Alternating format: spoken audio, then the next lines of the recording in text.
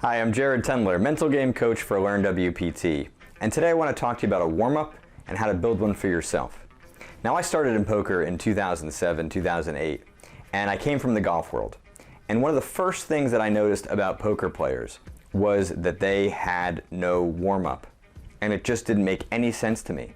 And when I talked to poker players about a warm-up and related it to my experience as a golfer and in sports. I mean, there's not a professional athlete on the planet that would not spend time before competing getting their body warmed up and ready to compete, getting their mind warmed up with their strategic objectives. Whether you're a team or an individual, you don't go into competition without some kind of preparation. And yet poker players did it every day. It didn't make any sense to me. And when I brought it up, I was actually laughed at. I could not believe how much resistance I got in the early days to the importance of a warm-up. The reality is that even if you don't have a warm-up right now, you do have a warm-up.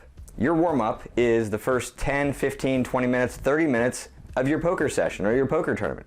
That's when your mind is starting to warm up. And you don't need to have a warm-up before you start playing, but the value is that you are more likely to play well, you're less likely to make big mistakes, you're less likely to tilt and succumb to other mental game issues. So the value of a warm-up is that it gets you ready to play from the time that you start playing, rather than using the first 10, 15, 20 minutes of your session to actually warm up. Because what can happen early on, you might make some big mistakes, right? And then that can create a snowball, which is then going to make it a lot harder for you to recover and play well.